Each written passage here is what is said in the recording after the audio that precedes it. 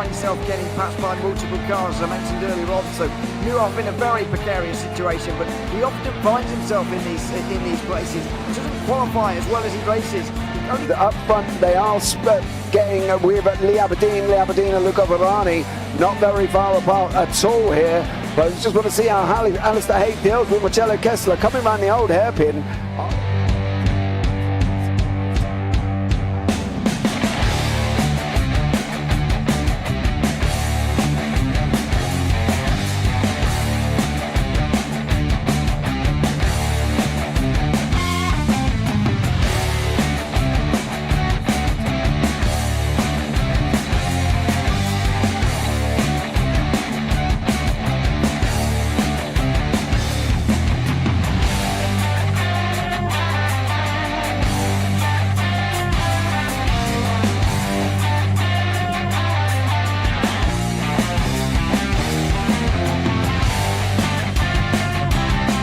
I would say it's not the best decision they've ever made, just not having done that under the safety car, really.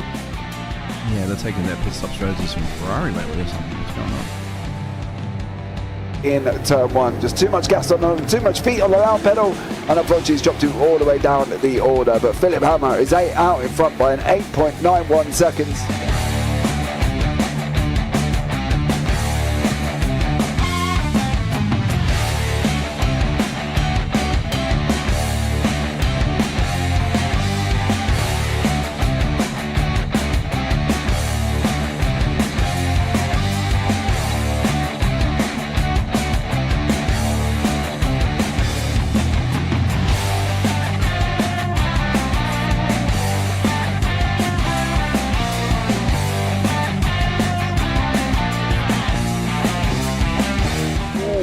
Dan Michael is a wall there, sir.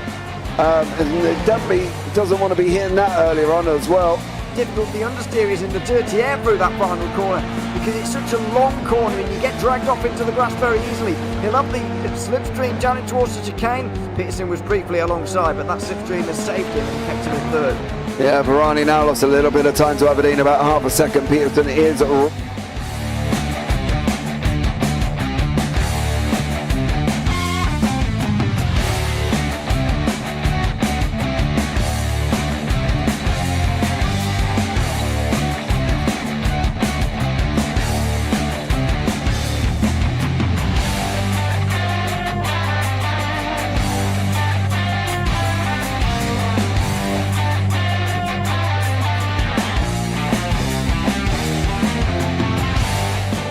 Pike's pushed Morton forward up ahead.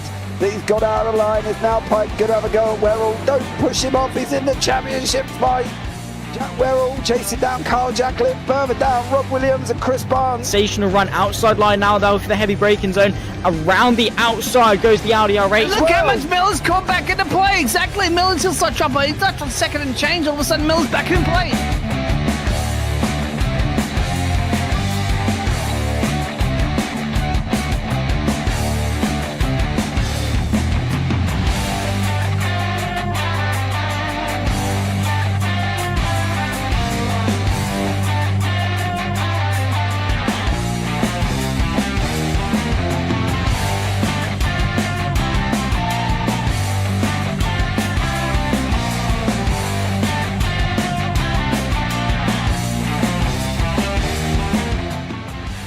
On to the back end of Phil Jocelyn. So there's been a lot of movers and shakers in this first 2 laps here for race. Absolutely serious racing league. Everybody's allowed to have fun. Yeah, and it's all about the entertainment. So I hope everybody is enjoying themselves out there in the chat. We know that Ron is been enjoying himself watching. And the Burger King machine's off into the grass a little bit there as they're really bunching up now.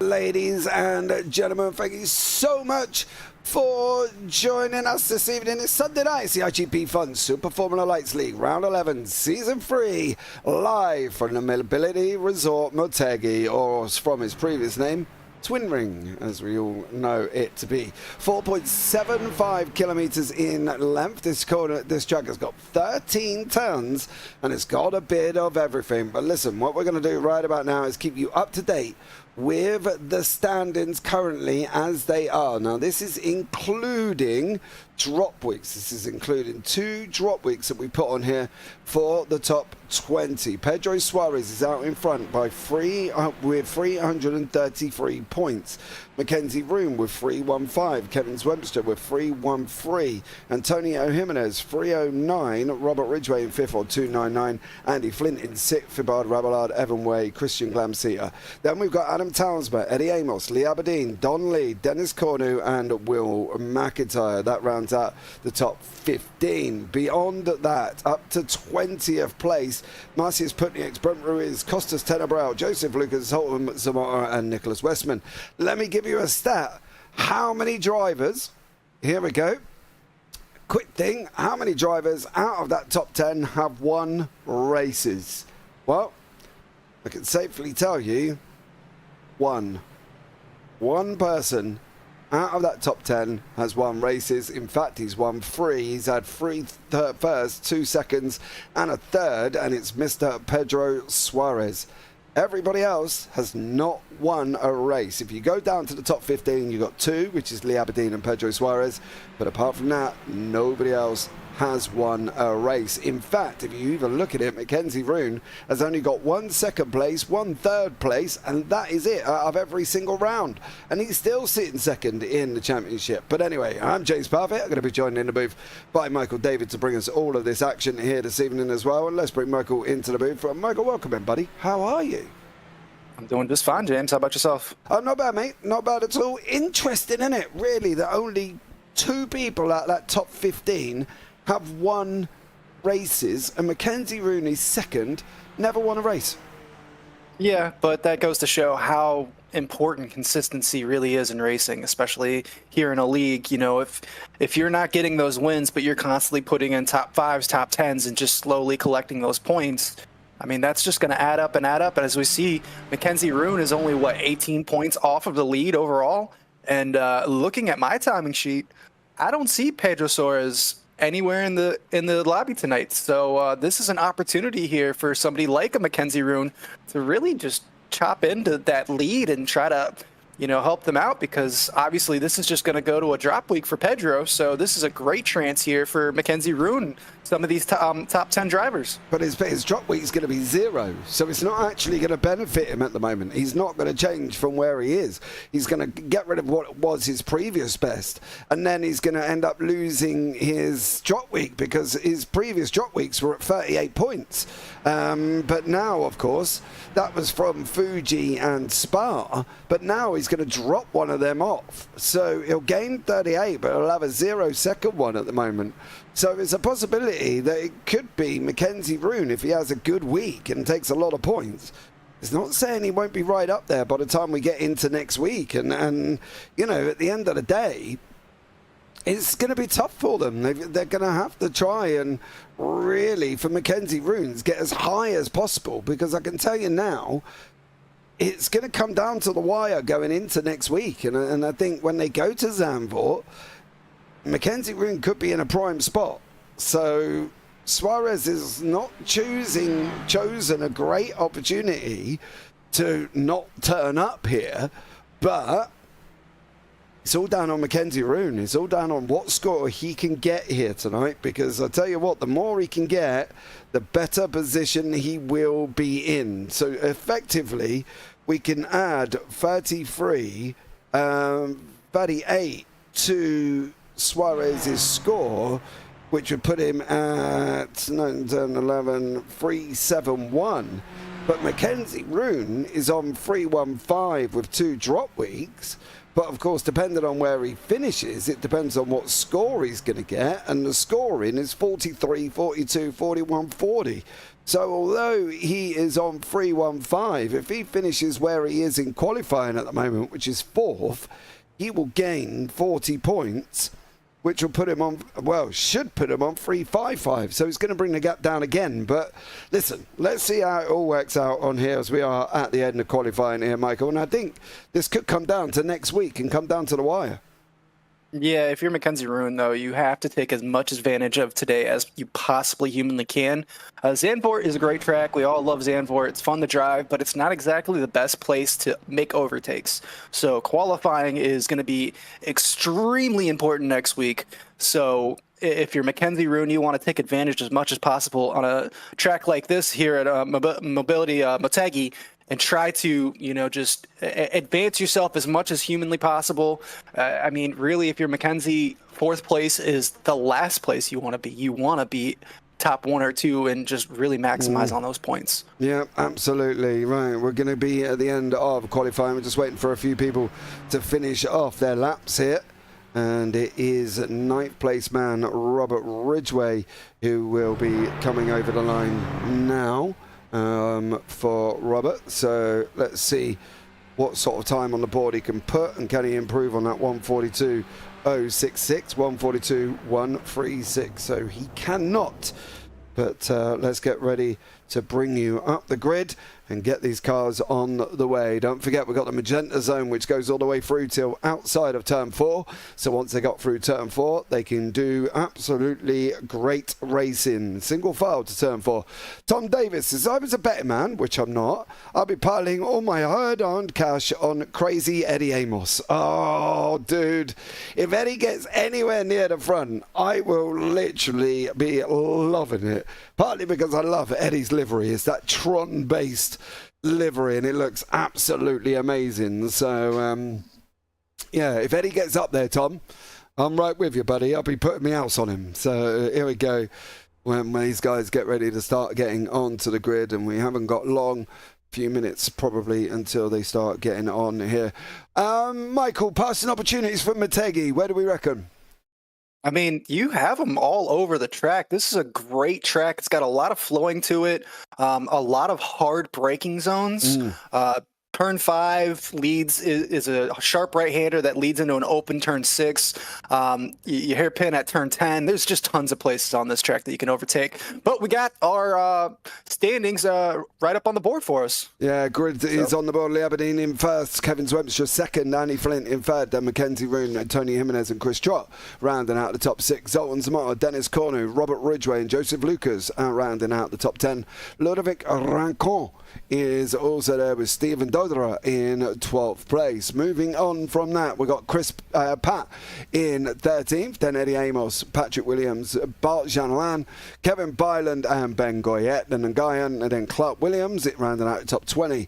Adam Townsma in 21st with John McKenzie in 22nd place there, and then Richard Van Veen in 23rd, and Donnelly is in 24th.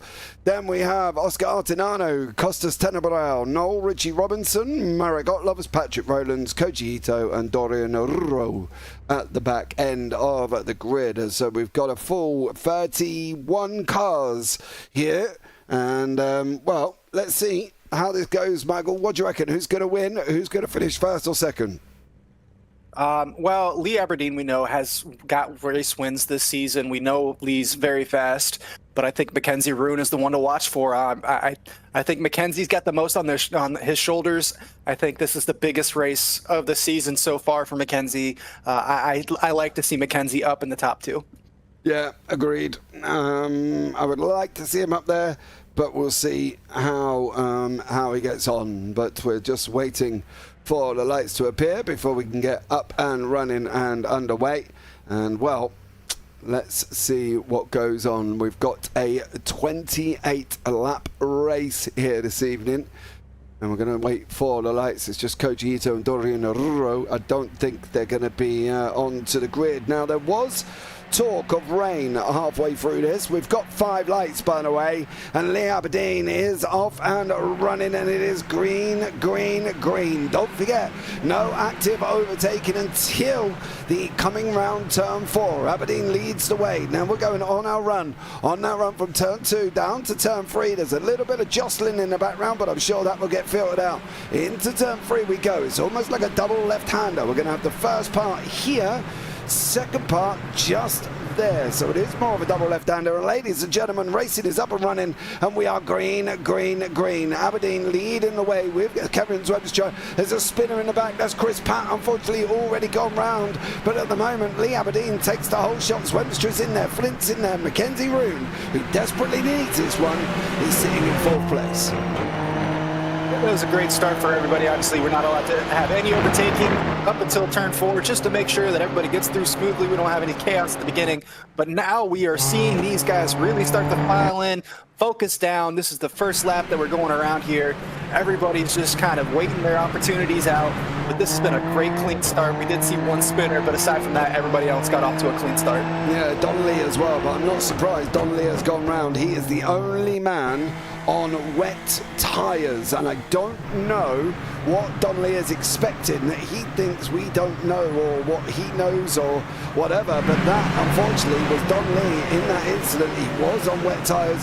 Whether or not he still will be on wet tyres, well, I can tell you he still is. You can see the grooves on the side of the tyres there, and I think for Don Lee, that's a definitive wrong move there, as everybody else is still on slicks and will be on slicks here, Michael, until at least the rain starts showing his head. Yeah, we did look at the radar there briefly before we came live. You and I were discussing it. There is definitely rain in the area. There is a, I don't know, I'd call it a 50-50 chance that this track gets soaked somewhere between halfway and 2/3 of the way through the race. So I think that's really just a bad judgment call. It's a dry track right now. Nobody's having any issues with the weather. So I'm not really sure why you would choose to go with the rain tires in dry track conditions. It just doesn't really make any sense to me. Yeah, Joseph Mark Lucas and Robert Ridgway. There is Robert there as well, coming into the right-hander of turn 5. Before we go up and under the bridge, is still Lucas has managed to hold on to that position. There's the bridge, underneath we go. He's got it in front. Ridgway's tucked in right behind him now. Up the right-hander we go on turn 6. Ridgway's going again here. They're going to be side by side down into the left-hander of turn 7. Ridgway gets through this time. It's a Ridgway move. All the while, Patrick Williams, Eddie Amos is alongside each other. Kevin Byland's in there. He's further up the field. He's stuck in that no man's land between the two. Bart-Jan van der Laan is at the back end of this as well. Michael, there's some great battles materializing, but there's also some gaps coming out as well. Yeah, and that's going to be part of racing. You get that Constantine effect coming into the corners, but then you kind of get a little bit of a field stretch, and everybody just kind of finds their own rhythm, finds their own spot, as we see a couple battles coming down this back straight there. We see quite a few cars trying to move around, try to make an opportunity here. We see that Tron car. There's Eddie Amos getting past. Eddie Amos losing the position there to Pat Williams, but he's going to try to fight it back here. Oh, he's going to try and take the inner line. I'm not quite sure what Amos was thinking on that one. But Pat went off there. Pat went off. Yeah. Robert Williams is off the side of the circuit. He's off the side of the circuit. Now they're coming down. They're 2 and 3 wide at the moment. It's Bart van der Laan. He's going to be 3 wide round turn 1, is it? Oh my dearie me. This all going off in the middle. We've got Adam Townsman sitting in there patiently. We've got John McKenzie in there, Richard Van Veen. These literally 2, 4, 6, 7 cars are throwing everything at each other. Townsman's just gone up the inside now of Ben Goyette. Goyette is trying to hold on in front of his teammate at MRP, Richard Van Veen, and John McKenzie sitting there once more. And these guys providing the action, Michael, and it's still non-stop. Yeah, and this is a great opportunity here. Townsma able to keep that position. He looked like he was going to have to fight it off a little bit. It looks like he's going to be nice and calm now, though. Coming out of turn 5 into turn 6. Turn 6 is flat out. Coming into this left-hander here at turn 7. Kind of a double apex almost into turn 8 here, coming around. And yeah, no, that was just a really great battling there. We saw 3 cars, 4 cars go wide. We saw Clark Williams have to back out a little bit, but it looks like Clark Williams has gotten back right on the back tail end there of Nguyen. So we'll have to see what happens here coming into the hairpin down into the back straight. Clark Williams nestled in that green car in front of him there as well. Mackenzie Roon sitting now in 3rd. He did pass Andy Flynn, and Mackenzie Roon has made himself up 1 place here. Great job from Mackenzie. It's what he needed to do, and he definitely had to try and get as many points as he possibly can. But here comes Flint now. He pulls out, thinks about it, goes back into the right hander we go of turn 1. Andy Flint again, and he's going on his way to turn 2. Down he goes now, looking to try and get up the inside of Mackenzie Room, but is he going to get this job done? Not this time. He's too far back at the moment, Michael. Yeah, that is a little too far back. Just trying to keep pace with him. Not trying to make too many mistakes. We are still only on lap 4 of 29, so it's a little early to really force the issue here, as we see Lee Aberdeen comfortably out in front there.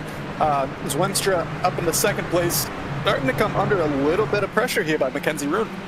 Andy Flint there, Mackenzie Room moving forward, got Dennis Cornu in there as well. This is the Guy and Williams side-by-side action.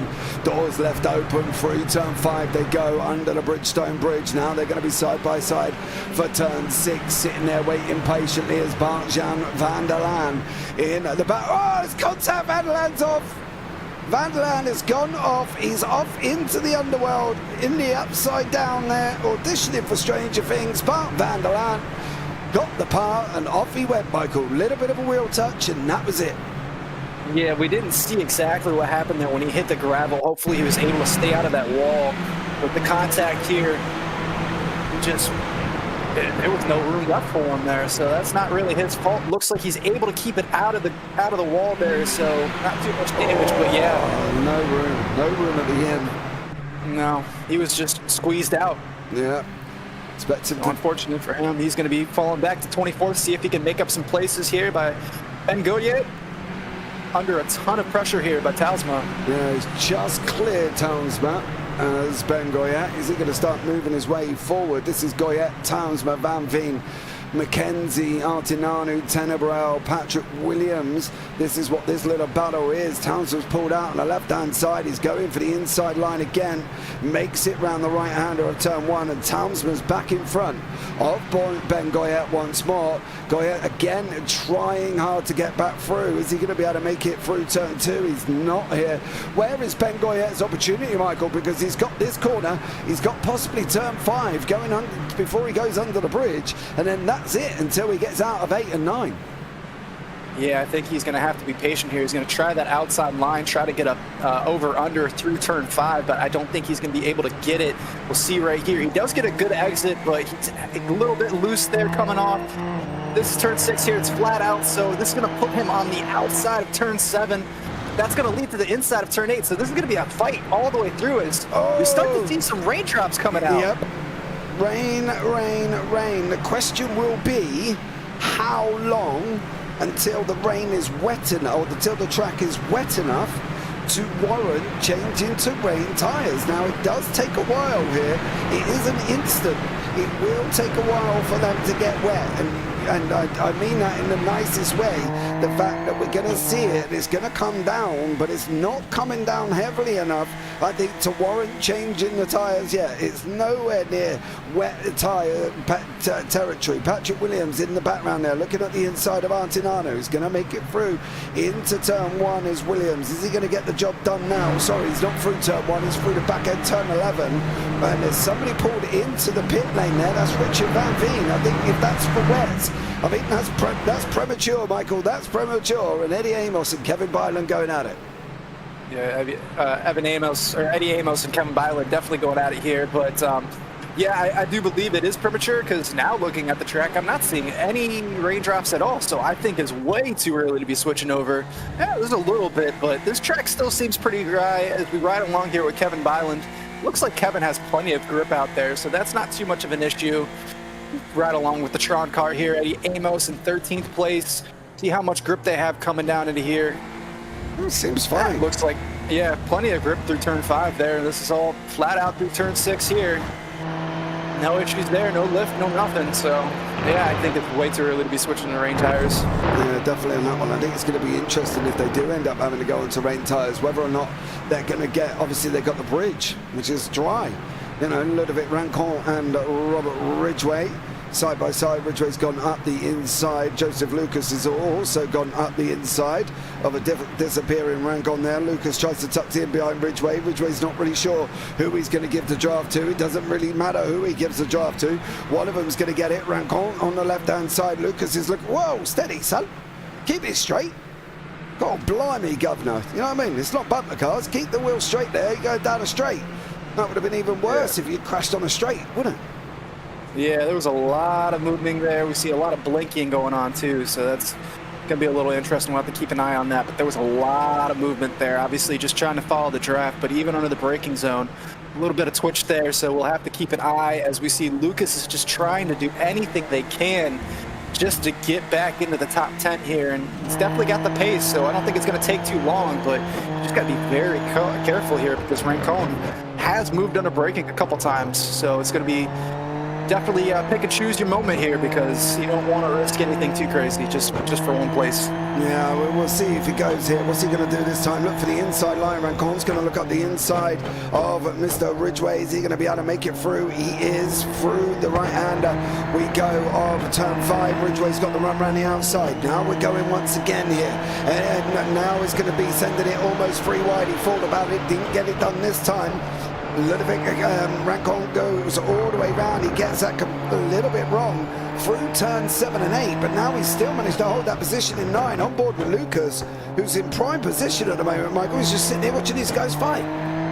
Yeah, no, that was a really lucky move there by Rancon to be able to hold on to that position. He got the exit out of 7 into 8 all wrong, but he was able to slide over the track and block off Ridgway, so he was able to hold that position.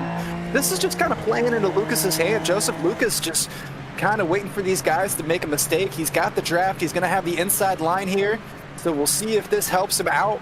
And he's able to make a move on Ridgway. He's got the inside line, but this is going to move him to the outside line, so this is going to be very interesting as we come through this final little chicane air sector here.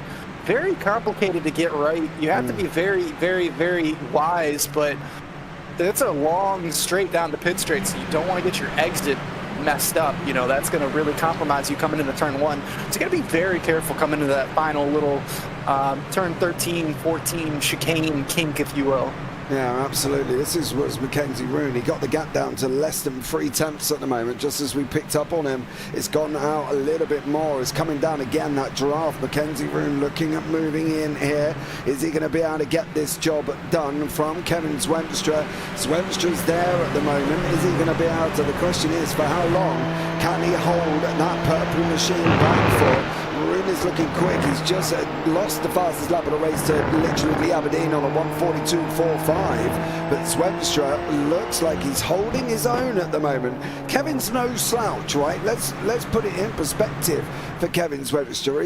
He's only had 2 podiums. He's had a 2nd and 3rd. One of them was at the Red Bull Ring, and the other one was at Mazzano. They're the only 2 podiums that Zwemstra's had, but he's sitting 3rd in the championship. Mackenzie Roon, the same thing, 2 podiums. One's at Fuji, one's last time out Mugello. Again, sitting 2nd in the championship. So it goes to show these 2 are probably the most consistent, because if you go back to Pedro Suarez, he's had an up and down, first, where he's won 3, and then he's finished in 2nd, 6th, he's finished in 2nd, 3rd, 2nd, 4th, 5th. He's been up and down the standings, where obviously Kevin Zwemstra and Mackenzie Roon have always been within that top 5, top 10. So are they the most consistent? Because their score's representing it. Yeah, I mean, it definitely shows the score just shows how well-rounded they are as drivers. I mean, let's face it, those 2 differences between Maizano and Red Bull Ring, those are 2 completely different tracks. So being able to podium on both of them shows different strengths, different abilities, and, you know, just being able to kind of, you know, grow and, you know, change your driving style to adjust to the situation in the track itself. So yeah, there's a lot to be said here for, you know, their consistency and just being able to work their way. As we see Den here, Dennis Cornu making a move into turn 5. That was a very late move, but he got the job done. He did. Poor old Chris Trott didn't really know what was going on. Anyone did Robert Ridgway, who's got Lucas on the inside of him at the moment. These guys running 2 wide. Out of, there was almost contact there as well. Through turn 7, now through turn 8 is still Lucas on the inside. Ridgway's on the outside. Ridgway's going to have the inside now for turn 9, but of course Lucas is going to, a little bit of a wibble, sit back there as well. He can get the job. We've got tails. We've got wet rooster tails coming out the back of the cars at the moment as well. When these guys go on to full speed, how much longer do we think this is going to last? Because we've got spray coming out of the drivers. Yeah, we do have a little bit of spray coming off, but still think it's a little bit too early. It's not a lot of spray. It seems like these drivers, while they're moving a little bit here, let's watch the traction here. A little bit of an adjustment there. Still getting on the gas fairly smoothly. Let's see here, coming through 13 and 14. Down in the third gear. A little bit of hesitation, but not too much. I think they still have plenty of grip to stay on these dry tires, but for how much longer, like you said, I mean, this crossover point is coming sooner than later. I would say within the next 5 laps or so, you're going to start seeing some of these cars really make that decision.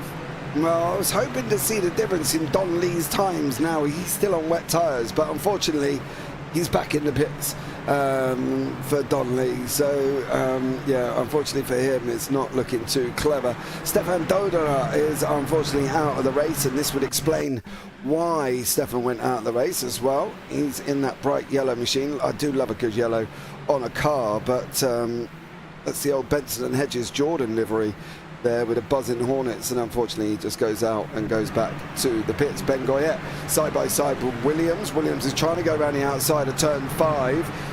Under the bridge he goes. Is he going to be able to make it, Williams? Yes, he does.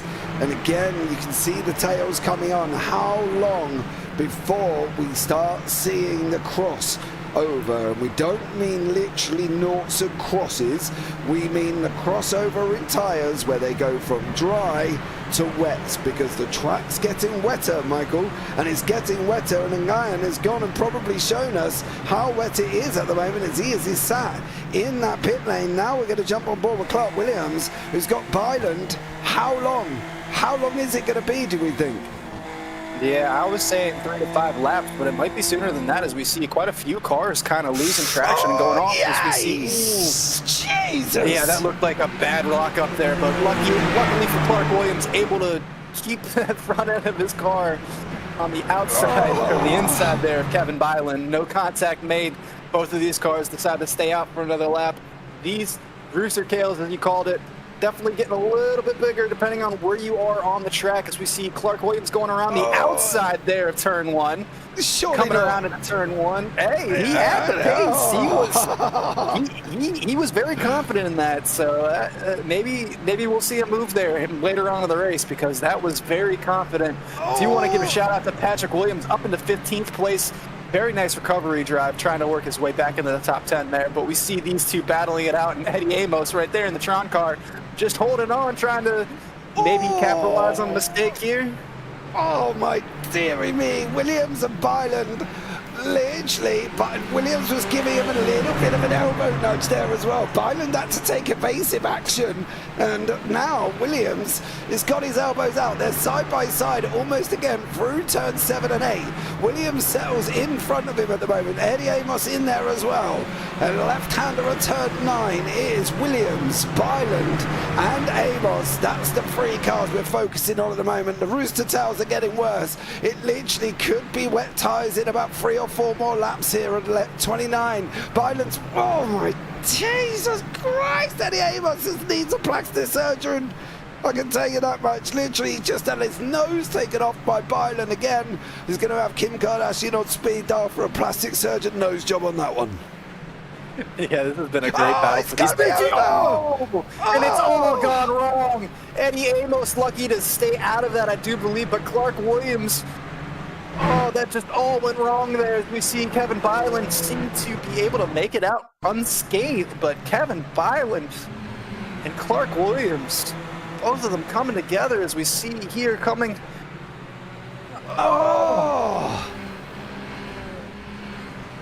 You can't. Go on, where are you going? I'm surprised that that Kevin Byland was able to walk away from that unscathed. How? He turned. It looked like he turned too early. I'm trying to not scathe the man, but it looked like Byland turned in too early. That was definitely interesting. Kevin Byland able to make it out of that incident without any issue, holding on a 12th place.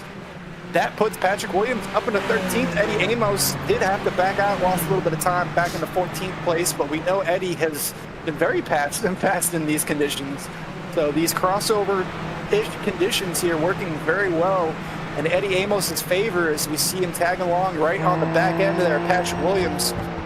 So trying to capitalize on one of the mistakes, but unfortunately he had to back out, lose a little bit of time because of said mistake. So unfortunate there for Eddie Amos. Just taking a look here, I'm not really seeing anybody else on the wet tires yet. Let me double check here. No, you're not. Costas Tenebrao is the only man on the wets that's still running. Williams is also, I think he's out at the moment. So it is Costas Tenebrao, the only man on the wet tyres. Last time out, he did a 2:03.05, but I'm hoping that's just because he came out of the pit lane. We'll keep an eye on his time as he goes over the line this time around. But at the moment, the leaders are still doing 1:42.9s. What's Tenebrao going to be doing in these wet tyres? And as he's going down to turn 9, I'll pick up on him just a little bit later. I want to see what Goyette is going to do with Pat, of course. Pat trying to recover after his lap 1 incident. Patrick Williams and Byron now going here. Amos again after these two. Is this literally 3-car fight? Are they going to have 2? They're going to have 5. Pat's gone up the inside of Goyette. He's made it through. And Guyan's there. No, Richie Robinson is in the pit lane. He's put wet tyres on. Ngannou and Artinanu, get my teeth working, is side by side here again. But have we reached that crossover point? Is that what we're looking at the moment? Have we reached it? Has Costas Tenebrao gone over the line? He's coming through now, and we'll pick up on his time at the moment. 2:03 as I say, but that was coming out of the pit lane. What has he done here? Because it's 1:42.95 for the leaders on the dry tyres. 1:40, oh no, that's Richard Van Veen. Oh, 1:51, Van Veen is not on, is he on wet tyres? No, he's not on the dries. He's on the dries as well. So maybe we're still not quite there, but if Tenebrao's gone in early, got that crossover, it might just be sooner than we think here. And now Eddie Amos is going to go all the way. Oh, these two are just... Yeah, these guys are really getting their elbows out, and this is going to be a very, very interesting race for the rest of the way here as we see no love lost between the two of them getting their elbows out, and they're coming around for another lap. So both of these drivers believe that they still have plenty of grip to stay out on the dry tires. I do think that crossover point is coming, but not quite there. That tail is getting a lot bigger though, so we're seeing a little bit more of the water spray coming off of these cars here as we see what it looks like from Eddie Amos's point of view. Just trying to stay with Kevin Byland. Not able to take the inside line there, but really putting a nose in and just trying to put as much pressure on Byland as possible here. So we'll see if maybe he's able to force another mistake. Kevin's made a couple here. He had to back out quite a bit there. That was kind of strange. There was a lot of... I mean, I don't want to steer the hornet's nets here, but that was a very big back out there coming in before the breaking point. Yeah, we'll keep an eye on this battle for a minute. We've got Chris Trott and Dennis Corner as well. They're further up the field. It looks like Ludovic Rancon. Nope, he's still side by side with Mark Lucas going down into turn 1. Rancon now sits in behind him. We'll go to the Amos Byland battle. Rancon now on the outside, and unfortunately he's going to lose that position to Jokers Lucas. Dennis Cornu's in the pits. Cornu's in the pits. Is he going to be the first man on the wets? Eddie Amos again side by side with Kevin Byland now, and again they've almost linked tyres. I don't know what's going to happen here, but it's going to get very, very... They keep linking tyres like that, that could be game over. Because I can tell you one thing, it's not going to keep lasting if this tyres like that end up. Because if they go, they're going to shoot over the top of each other. I mean, they're just praying to the netcode gods right now. There's no reason you want to be that close to the car next to you, especially here in iRacing with the netcode issues that can crop up As we take a look here at the battle for first place, Kevin Zwemstra is all over the back here of Lee Aberdeen. This is huge for Kevin. We already discussed it a little bit, and we've been talking a lot about Mackenzie Roon, but how much of an advantage and how big of a win would this be for Kevin Zwemstra to pull this off going into the final week of the season? Yeah, he's only 2 points behind, let's not forget. He's only 2 points behind Mackenzie Roon. So these two could end up, or these three, battling it out. Both of these men are going down that long back straight, that run from turn 10 all the way down into 11. And Lee Aberdeen, Kevin Zwemstra, Mackenzie Roon's not too far back. The tails are getting worse. You can see them now. The rooster is definitely clucking. It's definitely making noise, and it's definitely letting these guys know that he is there. He is there. They've got 14 more laps. I don't think if this rain carries on, they're going to be able to hold on for 14 laps. Chris Pratt has unfortunately had an incident. And what's going to be happening here with Kevin Zwemstra? Down he goes again. I've got a funny feeling, Michael, this crossover can't last for much longer. We've got the likes of Ludovic Rancon. We've got the likes of Dennis Cornu, Chris Pratt, all on wet tyres. So how much longer do we think it's going to be? Because at the moment, it's looking like some of these guys have already taken the shot. Cornu, Pat, Richie Robinson, and Tenebrail have all gone to wets. Yeah, I'm trying to look here. Dennis Cornu put in a 144 flat last lap on wets. So with these leaders doing 145s, if we come into a little bit of lap traffic there, blue flag is able to stay out of the way for the most part. We'll see if he's able to get out of the way from Mackenzie here. But yeah, as we see there, these leaders are doing 146s, 145, 146 is the last laps there. So they are definitely losing a little bit of pace. This crossover point has been hit. So really, it's how long do you really want to stay out there if you're one of these leaders? Because, I mean, we didn't look to see how much rain was coming, but we knew rain was coming. So I'd be surprised if we don't see these drivers, you know, kind of duck in. And, I mean, if you're Kevin Zwemstra and Lee Aberdeen stays out, do you try the undercut here? Do you jump onto those wet tires knowing that you're losing a little bit of overall lap time, but also knowing that Lee Aberdeen's going around an extra time there? I think if I'm Zwemstra or Roon, I'm going to try to undercut Aberdeen here. I think, to be honest, knowing what Lee Aberdeen is like, I would wait until Aberdeen goes in. I would go in behind Aberdeen, but once I saw him go in, then I would look at going in.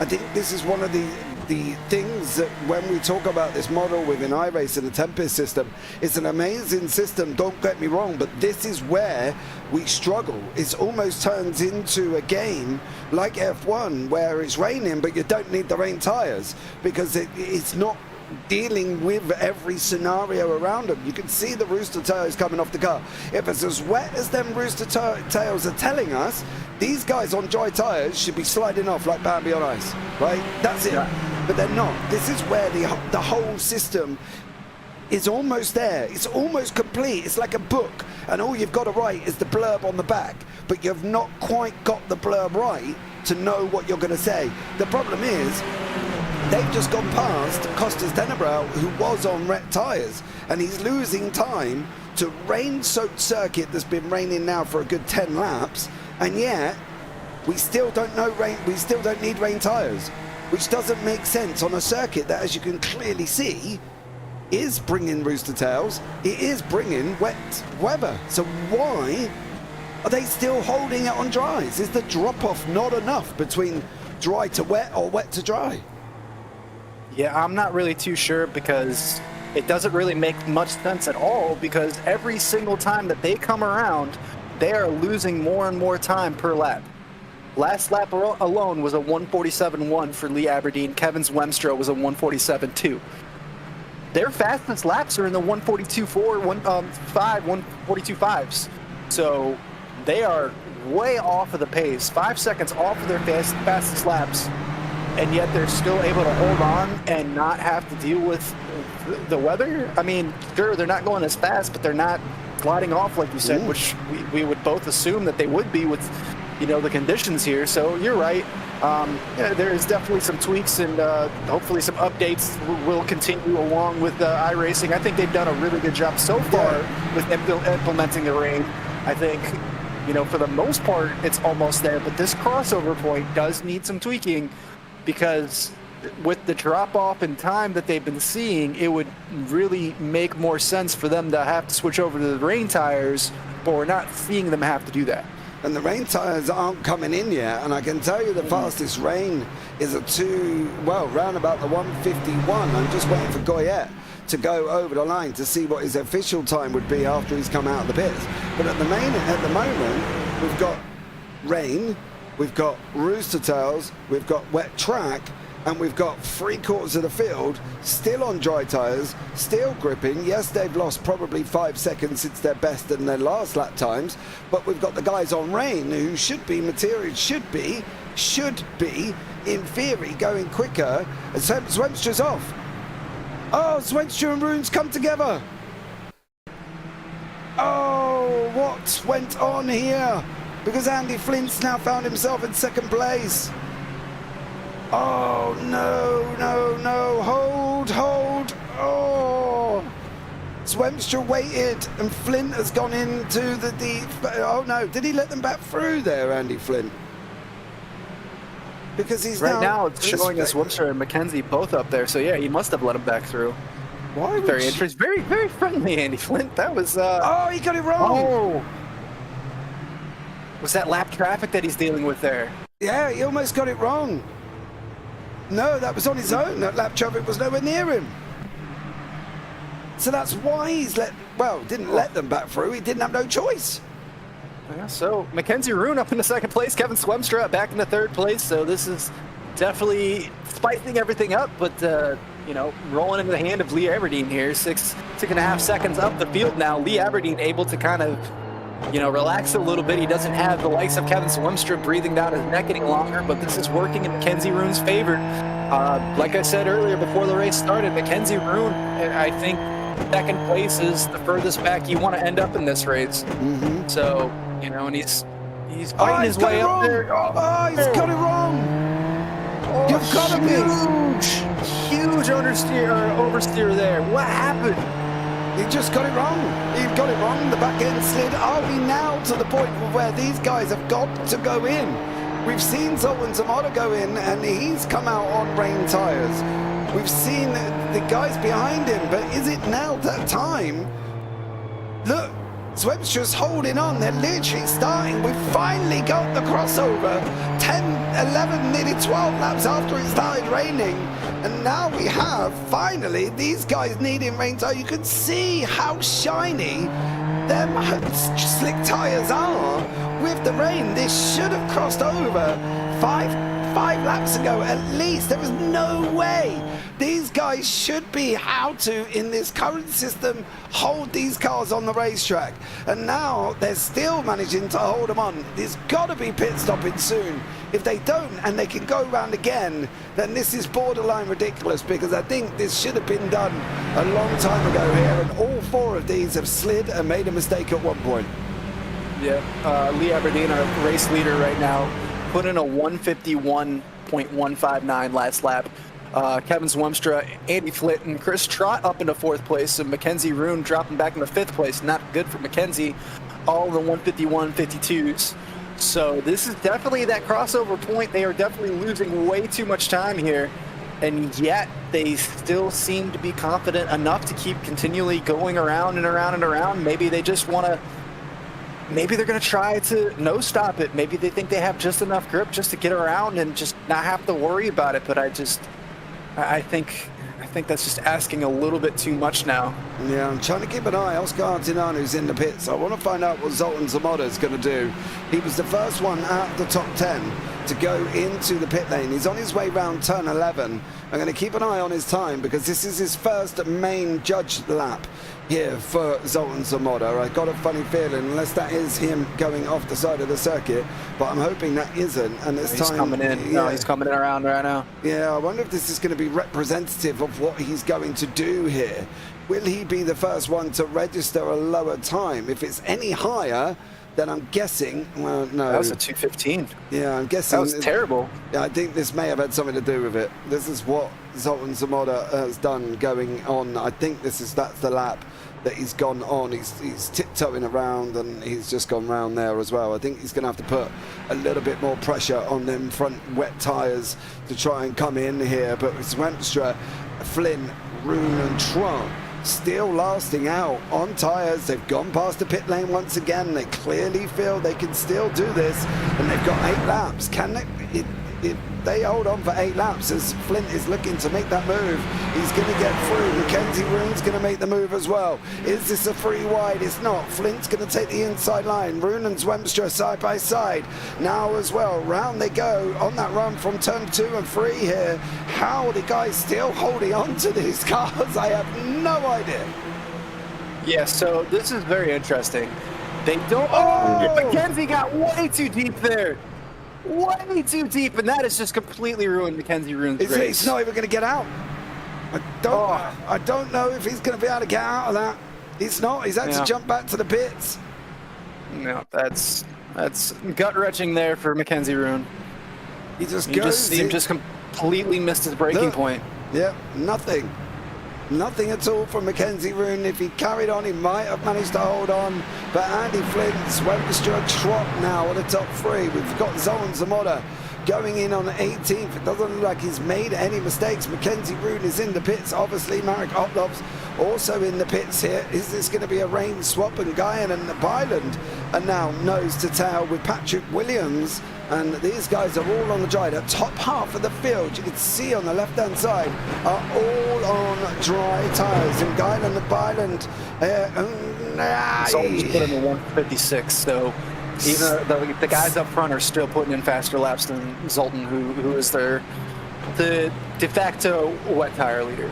Yeah, that's the thing. If he's just done a 156, it's still currently, as they say, no need. Trot and Webster side by side again. Round they go down the left-hander of turn 12. Now it's almost very, very close. Yeah! There's not enough room there for those 2 cars to go side by side like that, but somehow they managed not to make any contact. So this is interesting. We got, 7 laps to go here. We've seen the rain since about lap 7, and we still don't know. the dry tire is not the tire to be on, but neither is the wet tire. So we don't really know what's going on here. Like, I guess they're just going to have to force it and stay out the rest of the race because they're still 4 to 5 seconds faster than the wet tire runners, but they don't really quite have the grip that they need. So, I mean, this is just a battle of, pure cuts against rain, the weather. Is this where we needed these intermediates? Well... Oh, they've hit! Oh. Swimster and Trot! And this has just been absolutely... Boys! This has just been absolutely just distraught for the second and third place overall championship leaders. We see what happens here. Turn 5 coming in. Trot just loses it on exit, and Zwemstra just doesn't have any place to go. But this right here is just frustration. There's no place for that, but obviously it wasn't really intentional. It's just you just don't want to see something like that, and Zwemstra just go ahead and jump to the pits. So Mackenzie Rune and Zwemstra both just having everything they could possibly have ruined by themselves, themselves and the rain or lack thereof. Or I mean, it's just as we see Patrick Rowlands here. Patrick up 12 positions there. Great race so far for Patrick. Yeah, now they're all very... What happened there?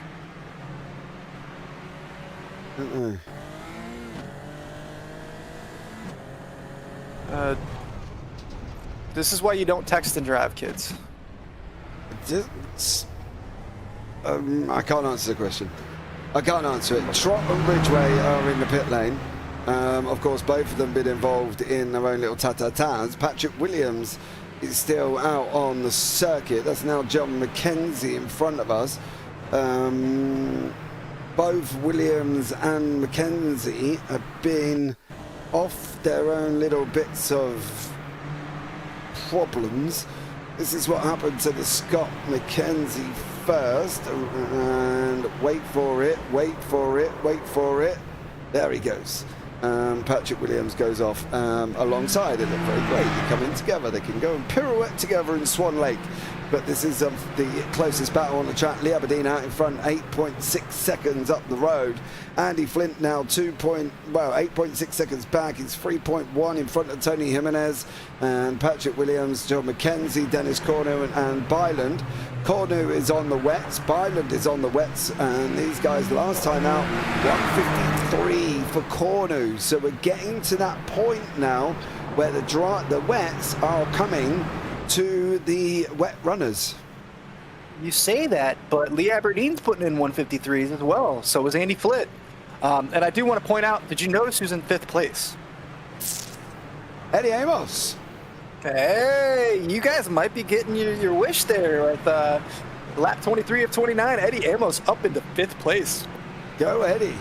Let's see how he gets on there and see how he does. Robert Ridgway and Andy Flint are in and around each other in the 3.5K championships, but you can see Byland and Cornu still getting their elbows out. Yeah, this is definitely very, very tight racing between the two of them. We've already seen Byland have a few incidents, but Den there, Cornu taking the outside line into turn 5. This is going to put him on the outside of turn 6, but the inside of turn 7. Unfortunately for him, that's going to give him the outside of turn 8, and the outside of turn 8 is the worst place you want to be when you're coming through this little sector right here, as we see quite the slide there by Kevin Byland. So even these wet tires aren't really giving the grip that they expect. So this crossover point today has just been completely questionable and demanding everything of these drivers. This has been really, really, really frustrating for a lot of these drivers dealing with these conditions. You just don't know what tire to be on, and when you pick a tire, it's the wrong tire, but when you go to the other tire, it's still the wrong tire. So these conditions have been absolutely frustrating all night long, and if you're anyone other than Lee Aberdeen or Andy Flint, you got to be just kicking yourself in the shin. No, I agree. I think at the end of the day, these tire compounds have caused a little bit of a situation. We've got Trot and Ridgway on the wets now further up. They're running 5th and 6th, 6th and 7th, sorry. This is Cornu and Byland. They're getting side by side down into turn 1. Byland's trying the inside line. Is he going to be able to hold on? Cornu's going to go all the way around the outside. Is he going to be able to keep that grip on the outside line? He does, onto the curve as well. Cornu makes it through, goes on a little bit of defense into turn 2. Now Byland's going to try and come at him again, not this time around, and Cornu hangs on to that position. So yeah, great job from Cornu there, but I can tell you one thing, there ain't many cars left to fight this one out up the front, because it's Lee Aberdeen, Andy Flint, Jimenez and Lucas. That is it. McKenzie and Williams are the next one, or McKenzie and Nguyen, sorry, are the next one. Byland's in there with Cornu, and we've got Tenebrow in there with Otlov. So you can see Trot and Ridgway both on wet tires. Eddie Amos is still on the dries, and he's got a 14-second gap to Chris Trot behind. Yeah, Eddie Amos putting in a 155 last time around. 203 there for Chris Trot, so I'm not sure that was a representative lap there. So this is kind of going in Eddie Amos's favor here. I do want to jump out to the YouTube chat. We've kind of left you guys hanging a little bit, so I'm not going to go too far back, because unfortunately we do see some heartbreaks there for Mackenzie Roon. But yeah, like you said, that 3,500 IR rating championship is definitely all to do for us. So as we take a look here, Eddie Amos is just kind of cruising along here. He's not too far off the back of Joseph Lucas, so 4th place is not out of the question. If we take a look here, Andy Flint lost position to himself here, just losing the rear end coming out of turn 7 there into turn 8, and that has allowed Tony Jimenez go ahead and take 2nd place there. Yeah, he just lost the rear. It's lost the rear. These guys are trying.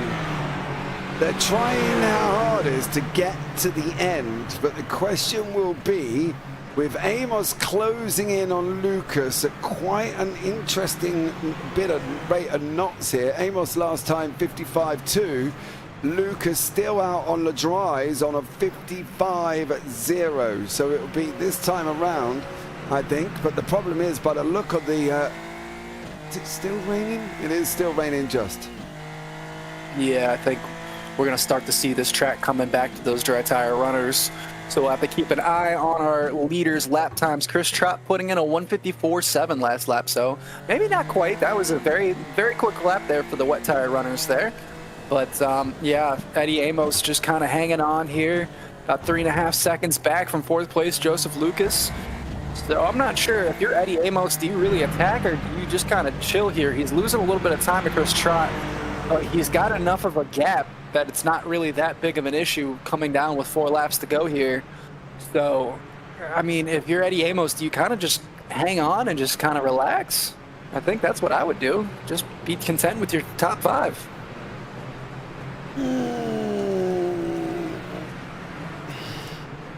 No, not content? No.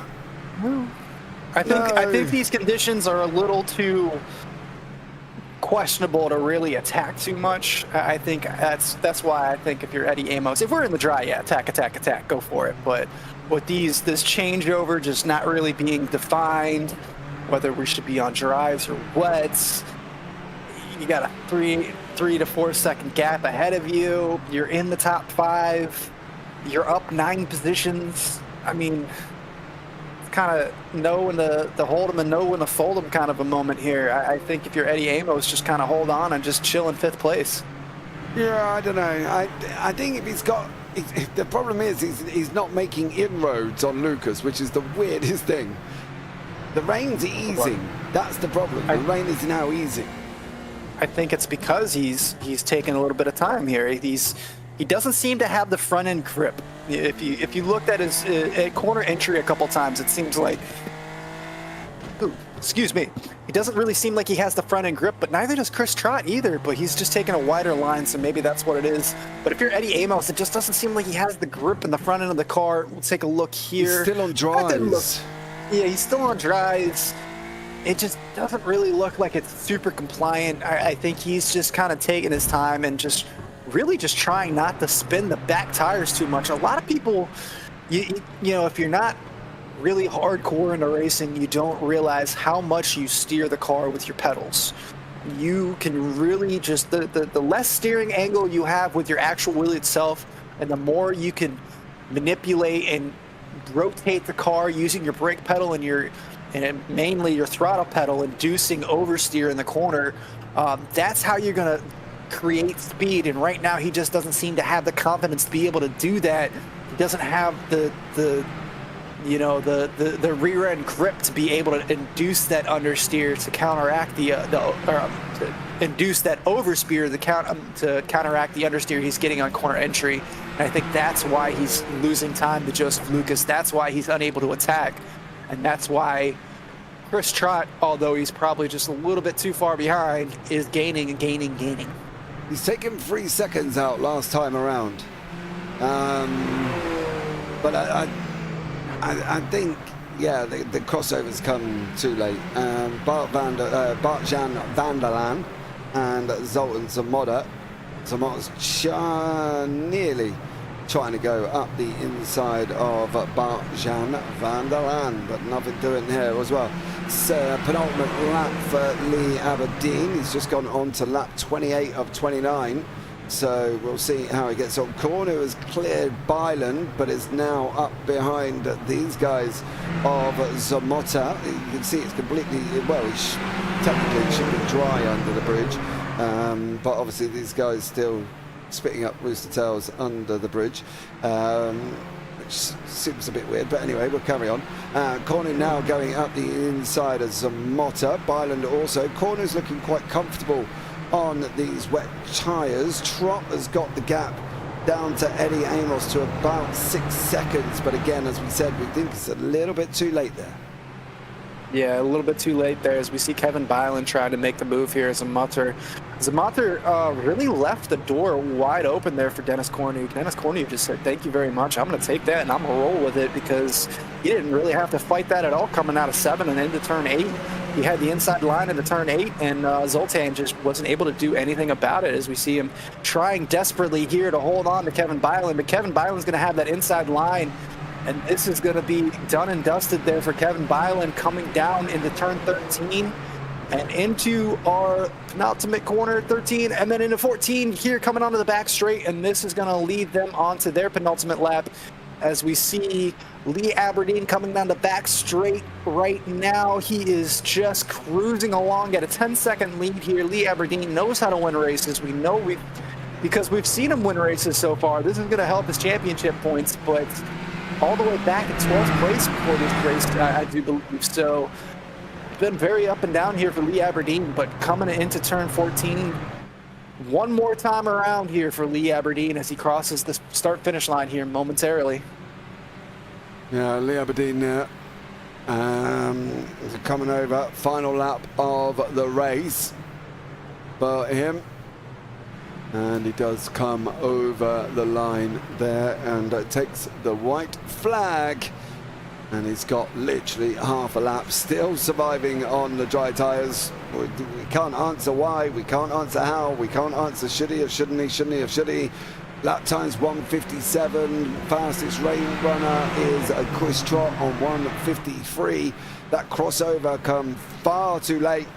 It needed to be early and it didn't come early, and unfortunately, well, this is the situation for the race. So Lee Aberdeen coming in up through turn 7 now and trying to make it through.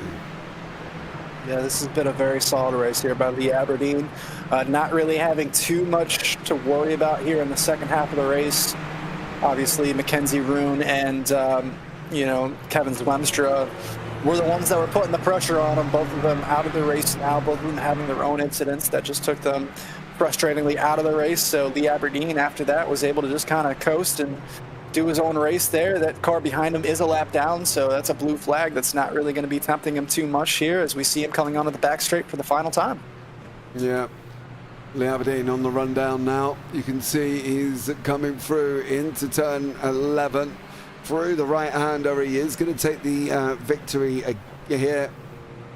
And great job from him managing to survive with the dry tyres.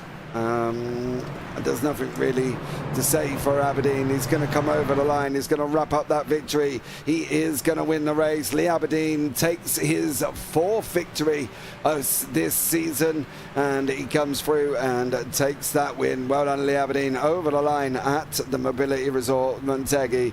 Tony Jimenez again survived on the dry tyres. Andy Flint had that 2nd place, made the mistake all on his own. Chris Trott, Robert Ridgway. Ridgway comes through there again.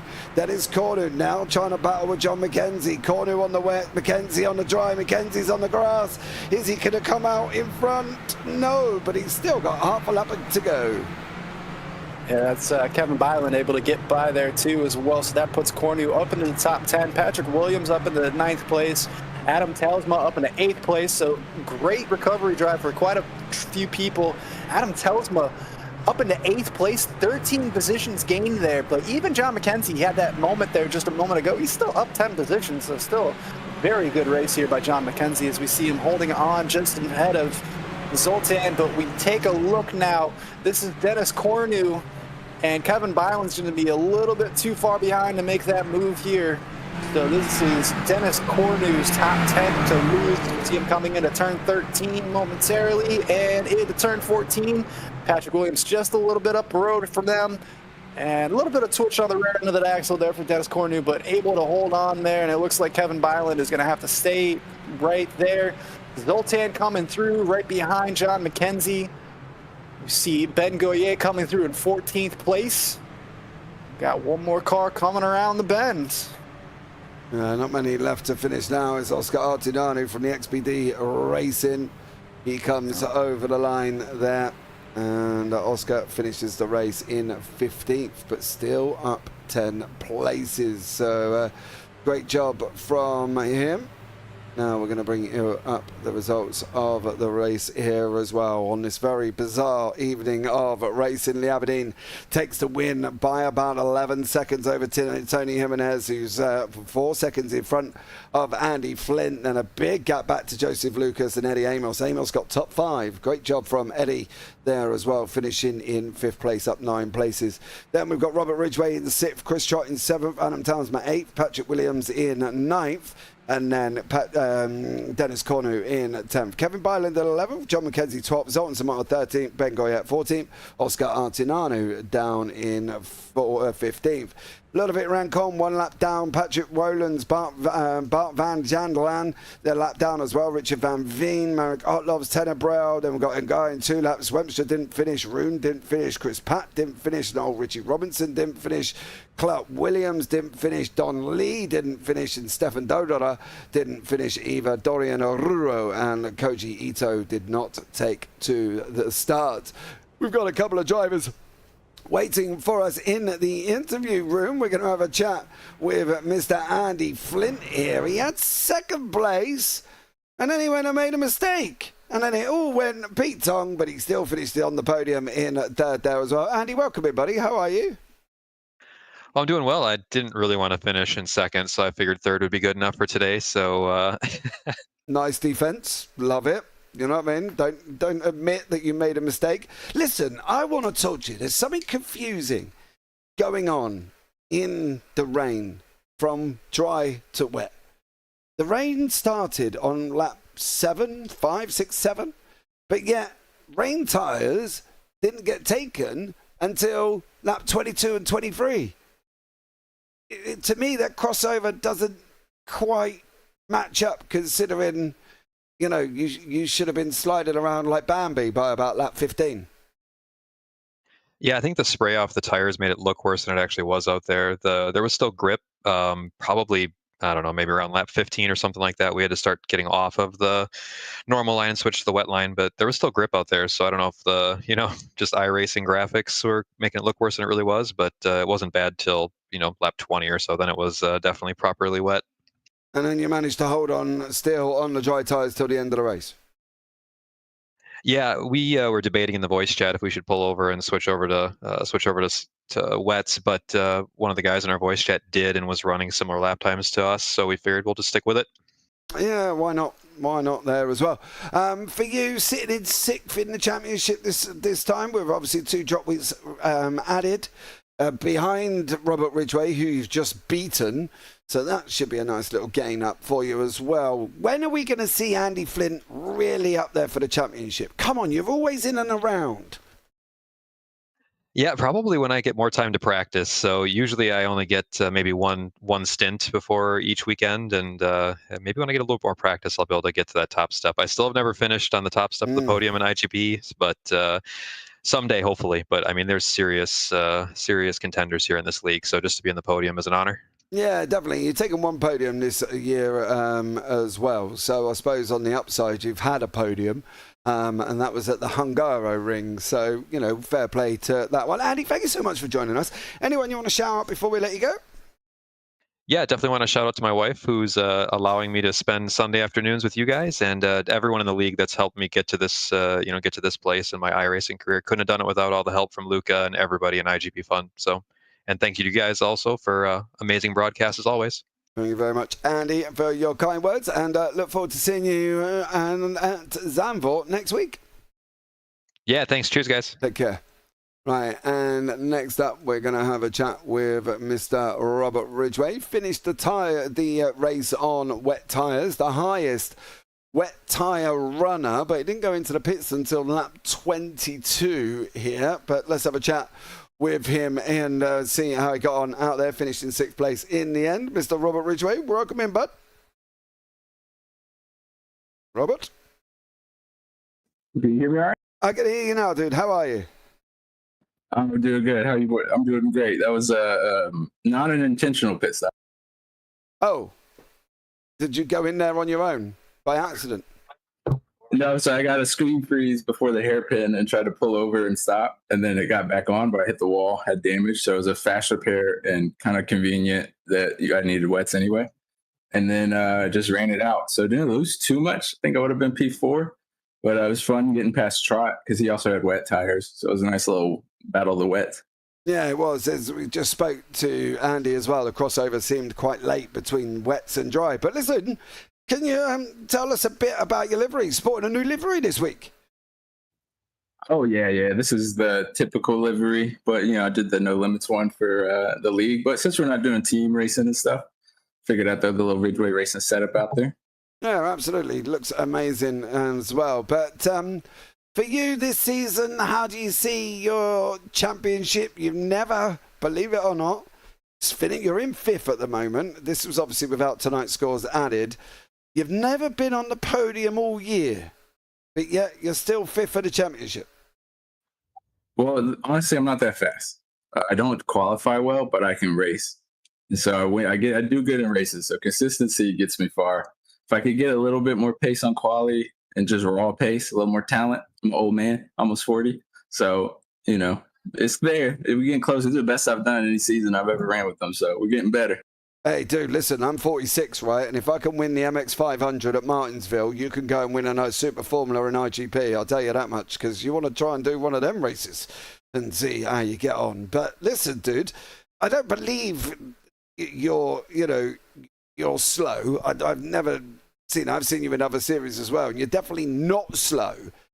But what is it? What's the next thing you need? The next bit you need to work on? The next, I don't know, speed? Where do you find it? Because you're not slow, Rob. You're not slow. It's a good question. I do well because I build all my setups. So I'm always driving something that's like a tailored suit. But then, it's just slowly getting better. I didn't grow up racing karting and stuff like that. So I think some of these guys have just that raw talent and could drive anything. And then I'm slowly getting there. So that last little, like if you're top 3%, it's like that top 2% is a big leap. And that top 1% is another big leap. So it's just taking those steps and getting a little bit quicker. Well, listen, you're still leading the 3.5K championship. So, that's even with with 2 drop weeks. We got there's some wins in there and podiums in there. If you look at that, that's standing chart. Yeah, but I meant overall, not in the perspective. It's all about perspective. Of course it is. Pick you up for your podiums and your wins in the 3.5K then, but I want to see a Robert Ridgway podium in the overall. You know what I mean? It'll happen eventually because I've only gotten better each season, so Oh, man. Well, I haven't gotten worse. Well, this is just time will tell. Yeah, this is true. Let's not make you go backwards. You know what I mean? Go forwards there as well. Anyone you want to shout out, buddy? Then we'll let you get on. Oh man, shout out you guys. Great broadcast as always. Shout out the fam and shout out Ridgeway Races setups, of course. The nice setup today worked, and shout out Luca for the league and everything. Y'all were going. How do they find Ridgeway? Quick, give yourself a quick pun. You got 10 seconds. Patreon.com/Ridgeway Racing for your Super Formula Light setups. There you go. Listen, look, for free advertising. Hey, Robert, take care, buddy. I'll catch up with you soon. Yeah, you too. There you go, guys. Go and check out Robert Ridgway with his racing setups there as well. Okay, so that gives us a little bit more perspective that maybe the graphics kind of made the rain look a little bit worse than what it is. Yeah, which means that there is a lot of improvement to be made, but still, I mean, it was a solid race up front there. We saw a lot of drivers making mistakes and a lot of drivers able to capitalize on said mistakes. So it's definitely something that iRacing needs to continue to advance and, really work on that crossover point. But aside from that, it was a pretty solid race up and down throughout the field. Yeah, absolutely. I do agree. Well, guys, that's going to wrap it up. Thank you so much for all of you who have joined us here, and I hope you've enjoyed the racing. But that's going to bring our Sunday night viewing to the end of this one. Check us out next week. There'll be more videos going up online tomorrow, and a lot more racing coming up once more. But I've been James Parfitt. I've been alongside Michael David. And as always, guys, you know what's coming. Take care. Have a great week. And you never know, we might see you on a track sometime. Good night.